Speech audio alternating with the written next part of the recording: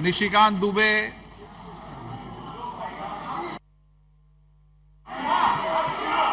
थेट लोकसभेत जाऊयात. अविश्वास प्रस्तावावरती चर्चा सुरू आहे. सर, आपकी इजाजत हो तो मैं यहां से बोलना चाहता हूं सर.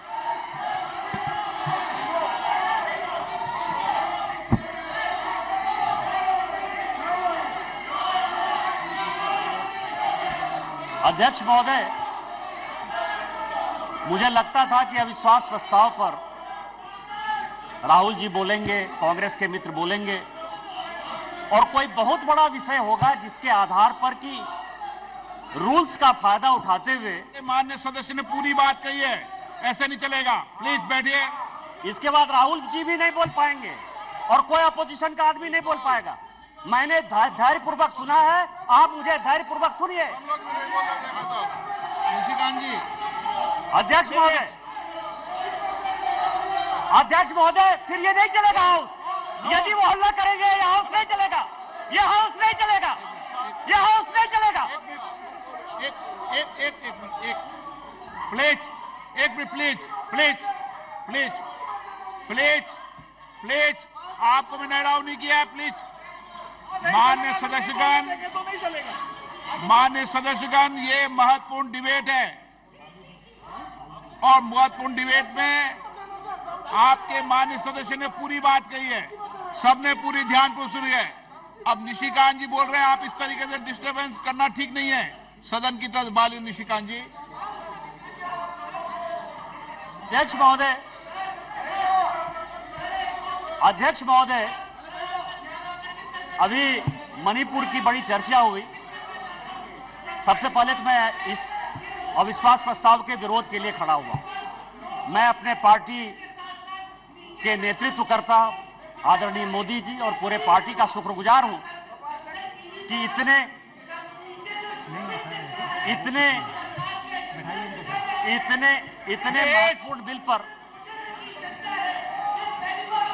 महत्वपूर्ण बिल पर पार्टी ने मुझे बोलने के लिए खड़ा किया। अभी मैंने गौरव गोगोई को सुना सर।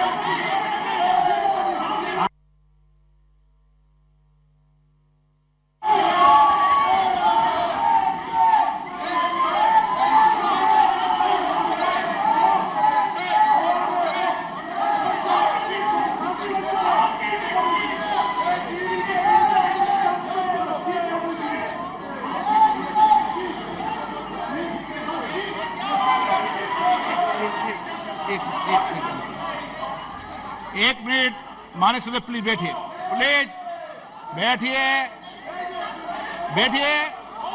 नो कॉन्फिडेंस में चर्चा नहीं करना चाहते आप? बैठिए, मैं बताता हूं आपको। माननीय सदस्यगण,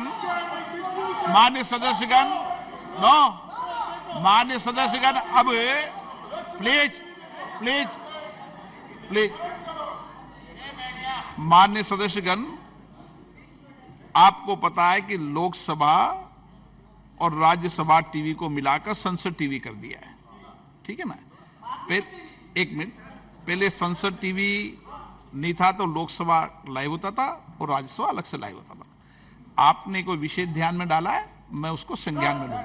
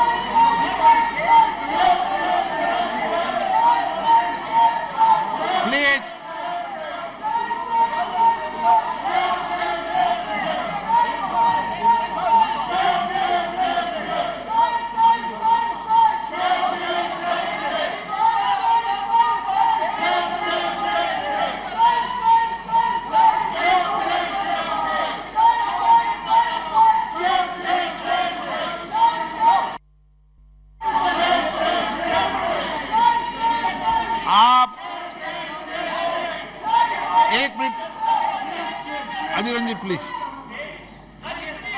एक मिनट, एक मिनट, एक मिनट, एक मिनट, एक मिनट।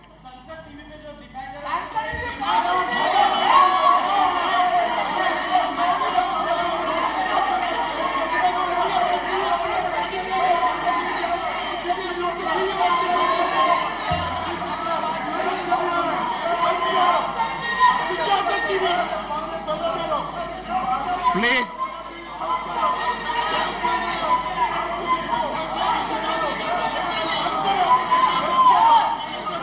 मैंने व्यवस्था दे दी है।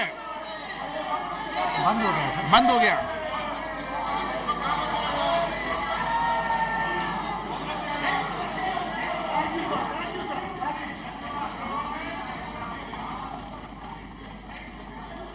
माननीय अध्यक्ष जी,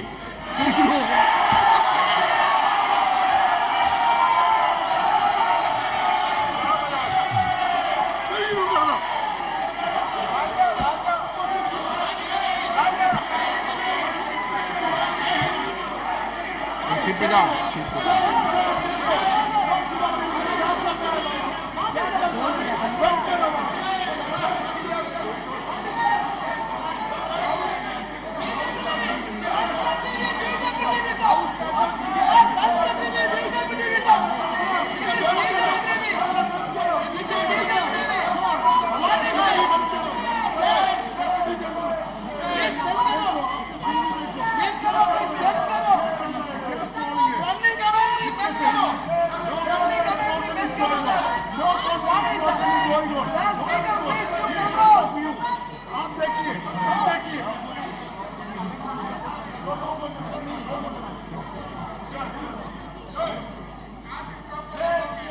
आप, मैंने बताया व्यवस्था दे दी है, अभी का अभी हो जाएगा। क्या हो रहा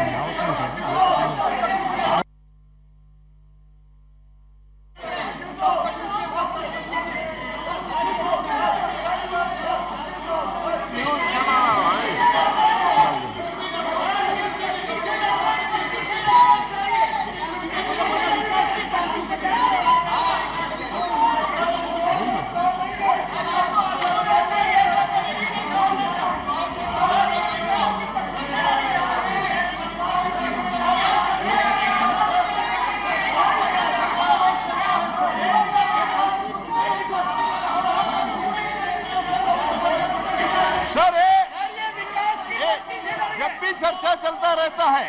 जब भी चर्चा चलता रहता है, ऐसा स्क्रॉलिंग तो चलता है सर। इनका भाषण तो लाइव हो रहा है, गौरव गोगोई जी का भाषण लाइव हो गया है। इनका प्रॉब्लम क्या है, यही मैं समझ में नहीं आ रहा। इतना डर क्यों है, इतना असुरक्षितता भावना क्यों है? Why they are so much of afraid?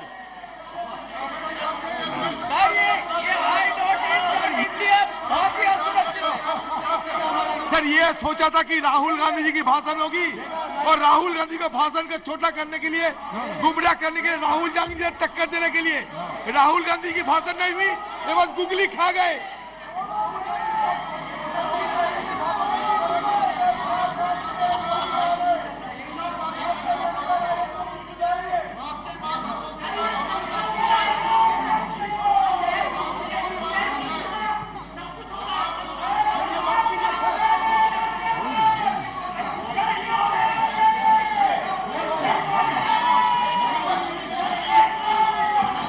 Button मेरे पास नहीं है, इसका बटन मेरे पास थोड़ी है।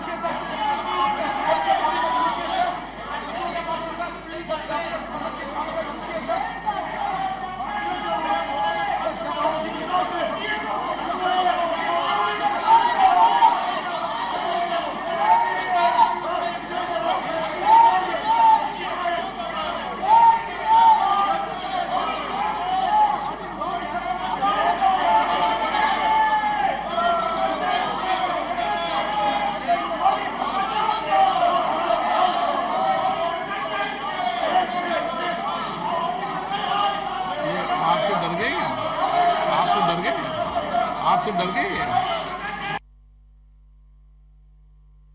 क्या है? इसी सदन से पारित हुआ योजना का एक स्क्रॉल चला रहे छोटे से चोर, और इनका जो लाइव भाषण हो ही गया है, गौरव गोगोई का पूरा लाइव दिखाया है। इसमें प्रॉब्लम क्या है? इतना असुरक्षित भावना नहीं रहना चाहिए, इतना असुरक्षित, this type of insecurity feeling should not be there. You should not have so much of insecurity feeling, and whenever there is a discussion, such type of scrollings are always there.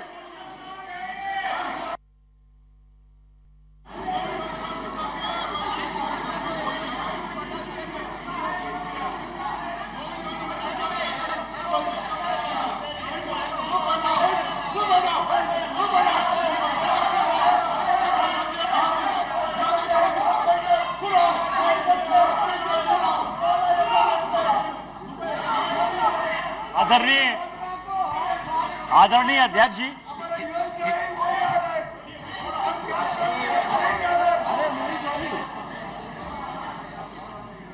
माननीय सदस्यगण, आप इतने वरिष्ठ सदस्य हैं, आप ये जानते हैं कि टीवी का कंट्रोल स्पीकर के पास नहीं रहता। नो, ये टीवी का कंट्रोल एक सिस्टम है जो आपने बनाया है। आप इस छोटी बातों पर इस तरीके से गंभीर टिप्पणी करना उचित नहीं है। निशिकांत जी। आदरणीय अध्यक्ष जी, मैं इस अविश्वास प्रस्ताव के विरोध में खड़ा हुआ। मैं अपने दल के नेता माननीय प्रधानमंत्री मोदी जी और पूरी भारतीय जनता पार्टी के लीडरशिप का शुक्रगुजार हूं। एक मिनट, माननीय सदस्य, आप सीनियर व्यवस्था हो, शब्द बोलते समय ढंग से बोला करो, ये तरीका ठीक नहीं है। आप क्या शब्द बोलते हो, क्या नहीं बोलते, अच्छा लगता है क्या? पार्टी का शुक्रगुजार हूं कि उन्होंने मुझे अविश्वास प्रस्ताव पर जो है पहले वक्ता के तौर पर बोलने के लिए खड़ा किया। मैं ये सोच रहा था कि राहुल जी बोलेंगे, क्योंकि मीडिया में तरह तरह की खबरें आ रही थी, लेकिन लगता है कि शायद राहुल जी आज तैयार नहीं थे, देर से उठे होंगे तो नहीं बोल पाए। कोई बात नहीं है, गौरव गोगोई जी ने बोला, बहुत अच्छा बोला।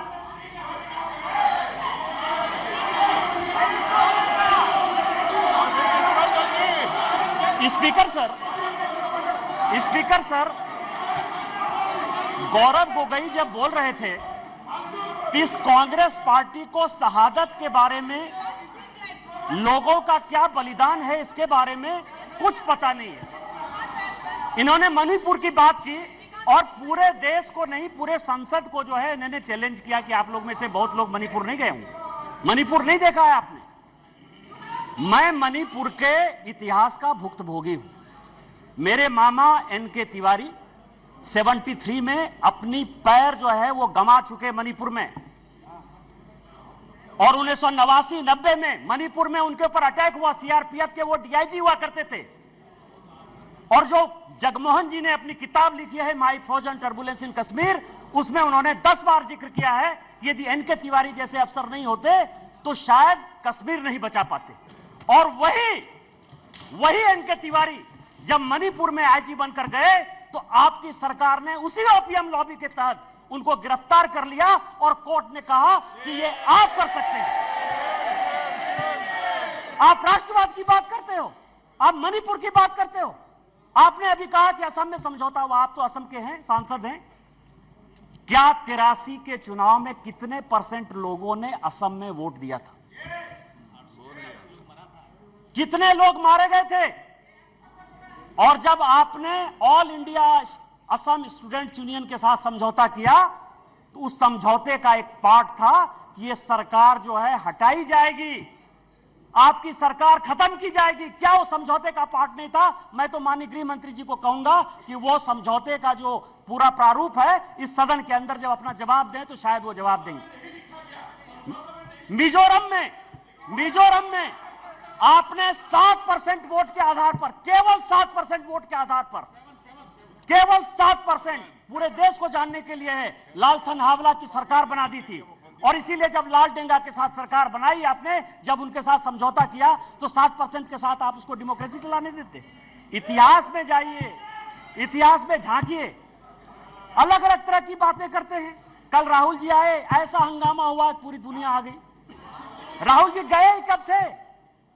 हम लोग भी यहां सारे सांसद बैठे हैं और उनको जानकारी होनी चाहिए कि हम जो है बजट सेशन में यहां आए थे, मार्च अप्रैल में यहां आए थे ना। राहुल जी थे बजट सेशन में कि नहीं थे ना। इसके बाद हम लोग मानसून सेशन में आए, राहुल जी हैं कि नहीं मानसून सेशन में।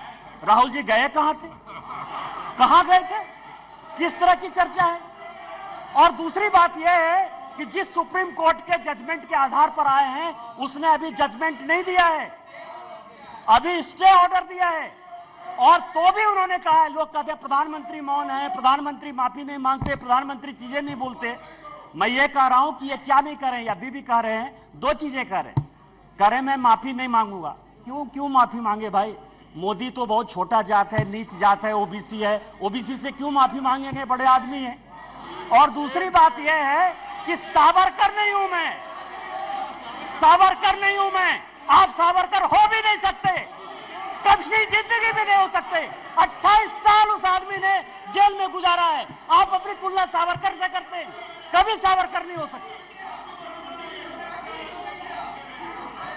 ये जो सवाल है सर, ये INDIA की बात करते हैं। मुझे तो, मैं सोनिया जी का बहुत सम्मान करता हूं, और ये जो INDIA बना है सर, ये INDIA, यहां जितने लोग सांसद बैठे हैं ना, उनको रैंडम यदि आप पूछ लीजिए अपोजिशन वाले से कि INDIA का क्या फुल फॉर्म है, शायद कुछ ही लोग होंगे जो बता पाएंगे। और ये इंडिया बात कर रहे हैं सर।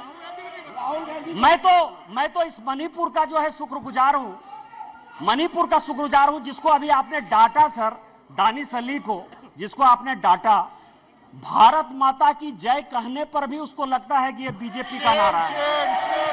लेकिन मैं मणिपुर का शुक्रगुजार हूं कि जितना इंडिया जो है आजादी के बाद से कांग्रेस ने नहीं किया होगा, 1947 के बाद से उतनी बार इंडिया का यहां नारा लगा। मैं आपका शुक्रगुजार हूं।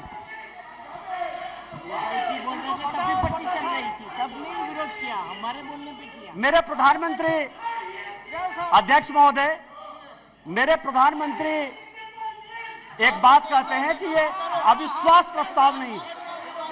प्रधानमंत्री जी कहते हैं कि ये अविश्वास प्रस्ताव नहीं है, ये अपोजिशन में विश्वास प्रस्ताव है कि कौन अपोजिशन में कौन किसके साथ है।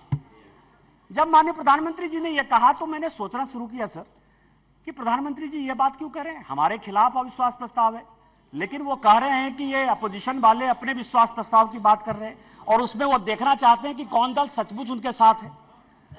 तो मैं तह पर गया सर कि अविश्वास प्रस्ताव पर कौन कौन पार्टी हमारे खिलाफ है। सबसे बड़ी पार्टी DMK है, बड़ा सम्मान करता हूं मैं, करुणानिधि जी का बड़ा योगदान रहा है इस देश को बनाने में। अब आप समझे सर कि 1976 में भ्रष्टाचार के आरोप के ऊपर इस कांग्रेस ने करुणानिधि जी की सरकार को बर्खास्त कर दिया और 80 में जब इंदिरा जी की सरकार बनी तो यही DMK उनके साथ हो गई। आप करें तो रासलीला, हम करें तो करेक्टर ढीला।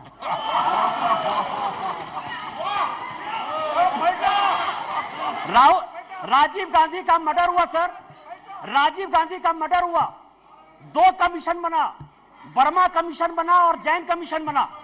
और जैन कमीशन ने कहा कि लिट्टे को सहयोग करुणानिधि जी की पार्टी DMK देती थी। क्या जैन कमीशन गलत था? क्योंकि उस कमीशन को आपने उसके बाद भी आपके साथ है। मैं तो बहुत सम्मान करता हूं। आप ये बताएं कि आप भ्रष्टाचार की बात करते हो, आप ED CBI इनकम टैक्स की बात करते हो, इसी सदन के बड़े इंपॉर्टेंट सदस्य हैं, मैं सम्मान करता हूं, मेरे दोस्त हैं, राजा साहब, कनी जी बैठी हुई हैं, दयानिधि मारन जिनका विभाग बदल गया। हमने आपके ऊपर 2G का केस लगाया, हमने बंद किया। उस गरीब महिला को सर, बेचारी महिला को इन लोगों ने जेल में डाला। आप हमारे खिलाफ हो। हमने क्या किया? हमने क्या किया? हमने आपका विभाग नहीं बदला, हमने आपका विभाग नहीं बदला।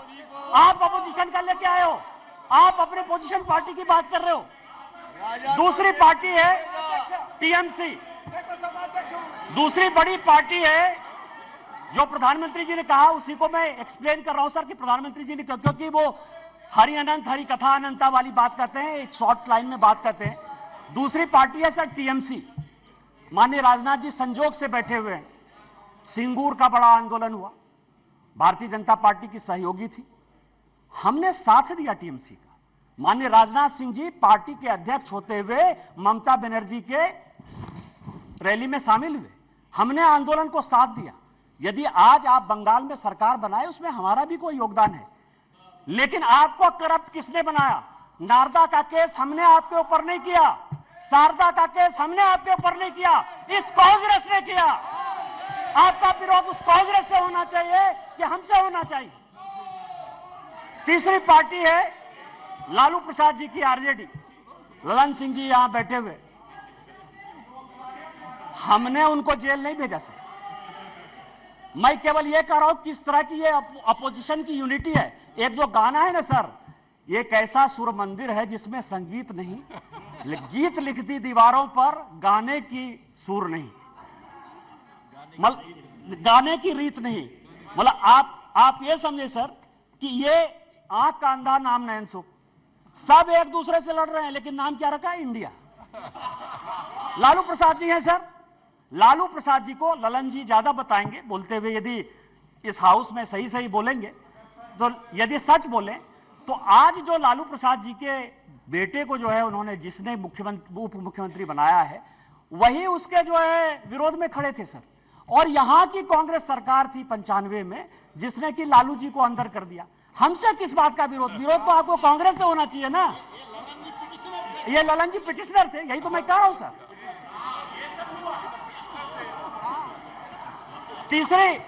तीसरी पार्टी है सर मुलायम सिंह यादव जी। चौथी पार्टी है मुलायम सिंह यादव जी की पार्टी सर। अच्छा, मुलायम सिंह जी यहां थे तो हम लोगों के लिए बड़े सम्मानित थे, और जब भी है देश प्रेम की जो भावना थी उसके ऊपर कोई चैलेंज नहीं कर सकता है सर। लेकिन मुलायम सिंह यादव की इमेज को किसने चौपट किया? ये मेरे पास यदि बोलेंगे सर, सारे पेपर में लेके आया हूं कि विश्वनाथ चतुर्वेदी जो है कांग्रेस के कार्यकर्ता है, पीआईएल करते, और सीबीआई का केस जो है 2007 में डिसप्रोपोर्शनेट एसेट का मुलायम सिंह यादव जी के ऊपर हो जाता है। 2008 में इसी सदन में मुलायम सिंह यादव जी ने आपको सीबीआई के डर से न्यूक्लियर में सपोर्ट किया कि उन्होंने अपनी आइडियोलॉजी के तहत किया, ये आप बता दीजिए जनता को। और उसके बाद आपने इनकम टैक्स का केस कर दिया। और हमने क्या किया मुलायम सिंह यादव जी के साथ?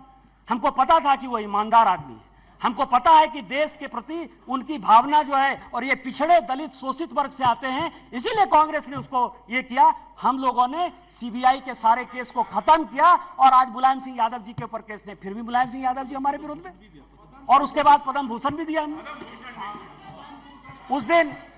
उस दिन सुप्रिया जी बहुत बोल रही थी, एनसीपी है नेचुरली करप्ट पार्टी कहा है सर? माननीय प्रधानमंत्री जी ने कहा है, बीजेपी कहती है, हम लोग कहते रहते। मैं गया उनके तह पर गया कि 80 में मैं केवल अपोजिशन यूनिटी की बात कर रहा हूं सर। 80 में शरद पवार साहब की चुनी हुई सरकार को किसने बर्खास्त किया? हमने नहीं किया, इस कांग्रेस पार्टी ने किया। किस आधार पर शरद पवार साहब ने एक अलग एनसीपी बनाई थी? हमने नहीं कहा शरद पवार साहब को बनाने के लिए। किस आधार पर जब हम पहली बार यहां जीत कर आए तो रोज जो है इसी तरह की महंगाई की बात होती थी, एक एक्सचेंज की बात, कमोडिटी एक्सचेंज की बात होती थी, रोज पवार साहब के ऊपर आरोप लगते थे, हमने नहीं लगाया। और फाइनली पवार साहब जैसे सीनियर आदमी को कंज्यूमर अफेयर्स मिनिस्ट्री छोड़ना पड़ा। और उसके बाद मैं कागज देख रहा था सर, 2012 और 13 में जिसके लिए कहा कि 70,000 करोड़, जिसके लिए कि काफी पहले तो अब धीरे से बोलती थी, हंस के बोलती थी तो अच्छा बोलती थी, अभी थोड़ा जोर जोर से बोलती है। अब आप समझिए कि व्हाइट पेपर इसी कांग्रेस के चीफ मिनिस्टर पृथ्वीराज चौहान ने किया। छगन भुजबल जी के ऊपर महाराष्ट्र सदन का केस इसी पृथ्वीराज चौहान ने किया, उन्हीं के एसीबी ने किया। 70,000 करोड़ के इरिगेशन स्कैम का भी केस इसी कांग्रेस ने किया। हमने क्या किया आपके साथ? हमसे क्यों, किस बात की लड़ाई है? हमने आपके साथ क्या किया? आपको तो इस कांग्रेस को देखना चाहिए था। इसके बाद एक पार्टी है सर, फारूक अब्दुल्ला साहब, बड़े सीनियर हैं यहाँ, 1953 में, याद करिएगा सर, 1953 में शेख अब्दुल्ला साहब को जेल में इसी कांग्रेस पार्टी ने बंद किया। 1975 तक 22 साल वो आदमी जेल में रहा इस कांग्रेस पार्टी के कारण, और उसके बाद समझौता किया, शेख इंदिरा समझौता 1975 में। इनका विरोध उसके साथ होना चाहिए कि हमारे साथ होना चाहिए? यहां ओवैसी साहब बैठे हैं, उस दिन पूछ रहे थे कि मैं इधर रहूं कि उधर रहूं।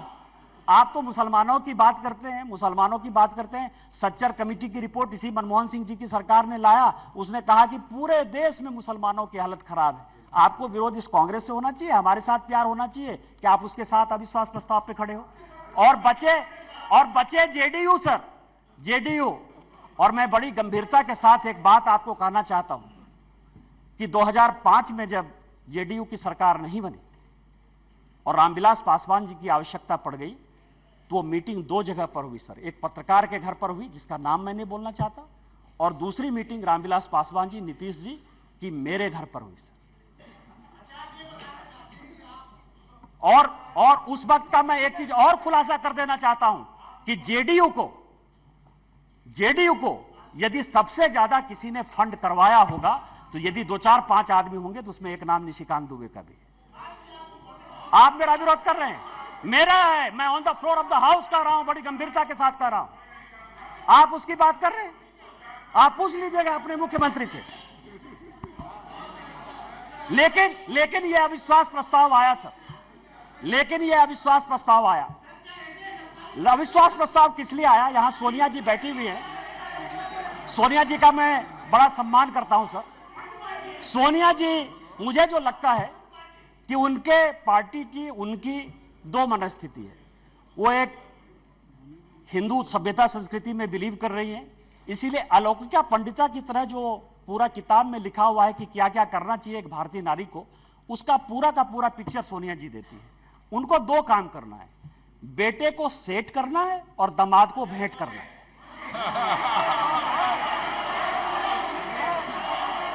अरे जिसका नेम ले रहा है वो बोले ना, जिसका नेम ले रहा है वो बोले, ये लोग क्यों बोल रहे हैं? अध्यक्ष जी, जिसका नाम लिया जा रहा है वो सदन में मौजूद है, वो ऑब्जेक्शन नहीं कर रही है। दूसरे क्यों कर रहे हैं ऑब्जेक्शन? दूसरे क्यों ऑब्जेक्शन कर रहे हैं? वो खुद सदन में मौजूद है, उनको कोई ऐतराज नहीं है। दूसरे ऐतराज करने वाले कौन होते हैं? जब ऑलरेडी सदन में लोकसभा के माननीय सांसद मौजूद है और वो ऐतराज नहीं कर रही है, तो दूसरे ऐतराज करने वाले कौन होते हैं? अब आप समझे सर, मैंने दोनों बातें कही कि बेटे को सेट करना है और दामाद को भेंट करना है। मैं अपने बात पर कायम हूं सर। आप ये समझे सर, ये केस है सर, इनकम टैक्स का केस चल रहा है। नेशनल हेराल्ड का इनकम टैक्स का एक केस चल रहा है ट्रिब्यूनल में। मैं जो भी पेपर कहेगी कांग्रेस, मैं on the floor of the house जो है इसको रखने को तैयार हूं। और यदि इसमें एक भी बात गलत होगी तो मुझे आप सदस्यता से उसी दिन निकाल दीजिएगा सर। लेकिन कांग्रेस पार्टी को सुनना चाहिए सर। इनकम टैक्स अथॉरिटी ने कहा कि ये फाउंडेशन के जितने इनके केस है, नेशनल हेराल्ड के जितने केस हैं, उसकी असेसमेंट करें। हाई कोर्ट का आदेश सर, हाई कोर्ट का आदेश आ गया, हाई कोर्ट का आदेश आ गया कि इसको जो है सेंट्रलाइज करना है। ये हाई कोर्ट का आदेश है सर। अभी ये सुप्रीम कोर्ट चले गए।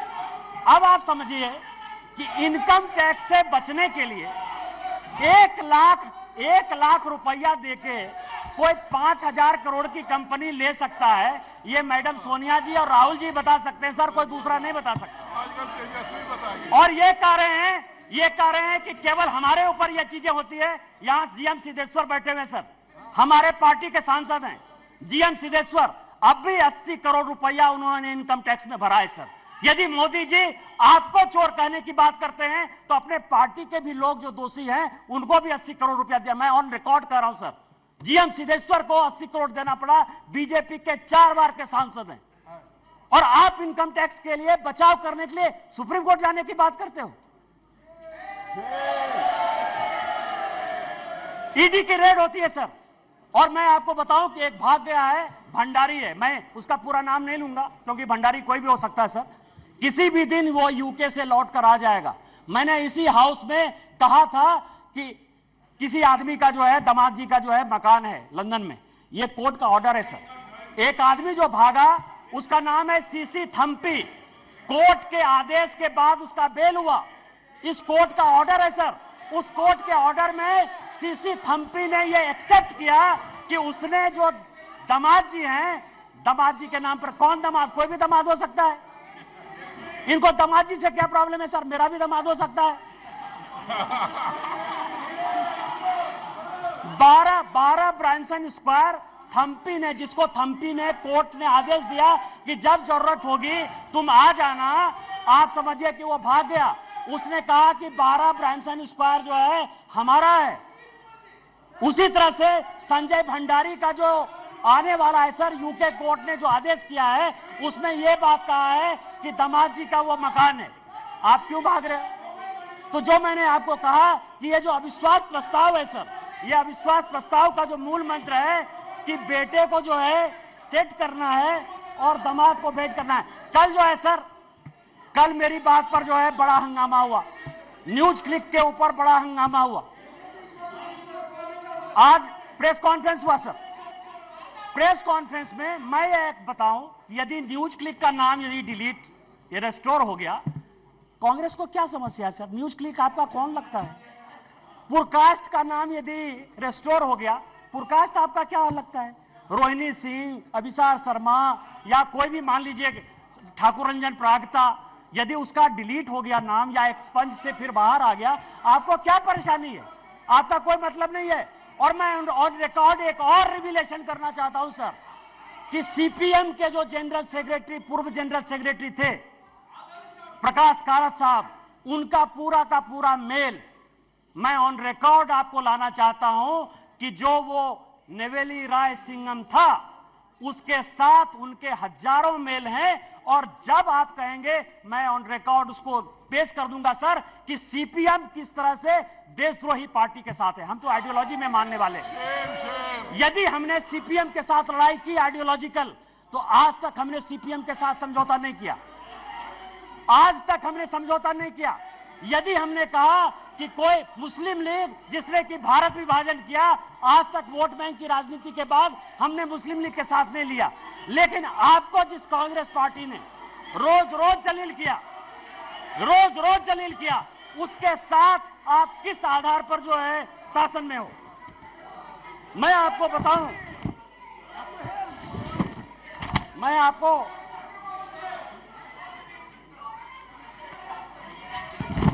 अध्यक्ष जी, समस्या क्या है? समस्या क्या है कि हमने जो है एक क्विट इंडिया मूवमेंट जो है स्टार्ट किया है। माननीय प्रधानमंत्री जी जो है गरीब के बेटे हैं, गरीबी को समझते हैं। एक विकास की पट्टी देखकर आपने अभी पूरे पार्लियामेंट को देखा कि किस तरह से परेशान हुआ। कारण क्या है सर? मैं जिस इलाके से आता हूं, मैं आपको बताता हूं कि रीजन क्या है और इतना बड़ा बखेड़ा क्यों। मैं जिस इलाके से आता हूं वहां संथालपुरना इलाका है सर। यदि रात हो जाए तो यदि कोई बीमार हो जाए तो उसको गंगा नदी टपने के लिए कोई पुल नहीं था सर। आजादी के 75 साल बाद आज वो पुल बन रहा है साहबगंज का सर। झारखंड इस देश में सबसे ज्यादा माइंस और मिनरल्स देता है सर। 40% से ज्यादा माइंस और मिनरल्स इस देश का झारखंड में। उसके बावजूद भी सबसे ज्यादा बेरोजगारी, सबसे ज्यादा भ्रष्टाचार, सबसे ज्यादा विस्थापन, सबसे ज्यादा पलायन उस झारखंड में। आज आप समझिए उसका कारण यह था कि हमारे पास कोई पोर्ट नहीं था सर। आज माननीय प्रधानमंत्री जी के कारण मल्टी मॉडल हब पोर्ट जो है साहबगंज में गंगा नदी में बना है। मैं जहां से सांसद हूं सर, 75 साल में वहां के लोगों ने रेल नहीं देखा। आज जो है मैं गोड्डा की बात कर रहा हूं, गोड्डा जहां से मैं सांसद हूं, गोड्डा जो मेरा नाम है, मैं आपको बताऊं सर 75 साल में गोड्डा के लोगों ने रेल नहीं देखा। आजादी के 75 साल बाद आज वहां रेल है, उस रेल को देखने के लिए 5 लाख की भीड़ आई थी। आज ये सिचुएशन है सर। ये लोग स्वास्थ्य की बात करते हैं सर, पोजीशन की बात करते हैं कि हमने बहुत विकास कर दिया। मैं एक ऐसा बदनसीब आदमी हूं सर कि जिसकी अपनी छोटी बहन इलाज के बिना मर गई। 93 में मेरे यहां कोई डॉक्टर नहीं था जो पेट दर्द का भी इलाज कर पाए। 93 में मैंने अपनी छोटी बहन को खोया है सर। आज उसके भाई होने के नाते मुझे गर्व है कि मेरे लोकसभा में एम्स जैसा इंस्टीट्यूट प्रधानमंत्री ने। देवघर है सर, 12 ज्योतिर्लिंग का देवघर है, वहां लोग पूजा नहीं कर पाते थे। आज बेंगलोर से, आज बंबई से, आज अमेरिका से, लंदन से सभी लोग वहां एयरपोर्ट पर चढ़कर आते हैं। यह विकास है। आज मेरे लोकसभा में 2 medical college, 3 engineering college, 4 polytechnic college, 16 ITI, 2 agriculture college, 1 dairy college, 4 केंद्रीय विद्यालय, ये सारी चीजें माननीय प्रधानमंत्री जी ने दी है सर। इनका विरोध यह है कि गरीब के घर में जो चूल्हा जल रहा है, जो घर घर में पानी जा रहा है, जो नल जल की पहल चल रही है, जो गंगा से पानी देवघर आने की बात चल रही है, उसका यह विरोध है सर। इनका विरोध यह है कि बाइडेन ऑटोग्राफ क्यों लेता है।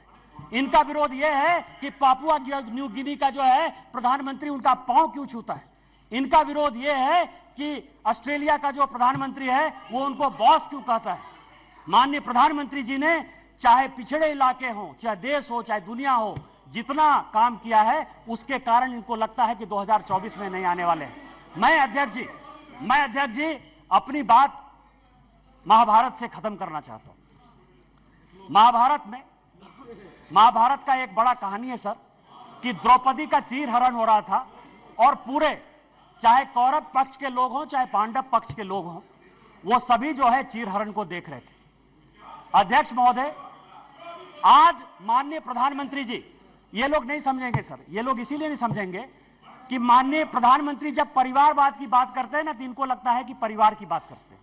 माननीय प्रधानमंत्री जी परिवार की बात नहीं करते हैं। वकील का बेटा वकील हो जाए क्या दिक्कत है।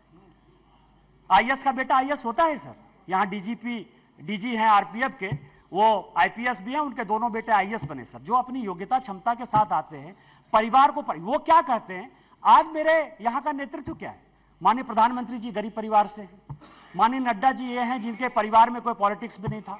माननीय राजनाथ जी बैठे हुए हैं, एक कॉलेज में जो है पढ़ाते थे सर, और आज समझिए कि इनको भगवान ने जो है पार्टी का राष्ट्रीय अध्यक्ष भी बनाया। डिफेंस मिनिस्टर है, होम मिनिस्टर हैं सर, जिनके आगे पीछे जो है कोई पॉलिटिक्स में नहीं है। हमारे जैसे लोग हैं। क्या है कि यहाँ जितना परिवार है ना वो इनके पीछे हैं जो कि परिवार का आदमी नहीं है। और वहां समस्या ये है कि वो सभी परिवारवाद जो है वो उनका जो नेता है, इसीलिए उनका परिवार और परिवारवाद में फर्क है, उनको नहीं समझ में आएगा सर। तो मैं आपको ये कह रहा हूं सर कि आज जो ये अविश्वास प्रस्ताव है सर, अविश्वास प्रस्ताव एक गरीब के बेटे के खिलाफ है। आज जो ये अविश्वास प्रस्ताव है उस आदमी के खिलाफ है जिसने कि लोगों को मकान बना के दिया। आज अविश्वास प्रस्ताव उस आदमी के पीछे है जिसने कि लोगों को पीने का पानी दिया।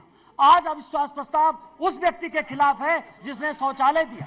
आज अविश्वास प्रस्ताव उस आदमी के खिलाफ है जिसने सबों के घर में उजाला लाने की कोशिश की, गरीब के खिलाफ है। और जितने बहस होंगे सर वो माननीय प्रधानमंत्री जी की नीतियों का चीरहरण करेंगे, जैसे द्रौपदी का चीरहरण हुआ है।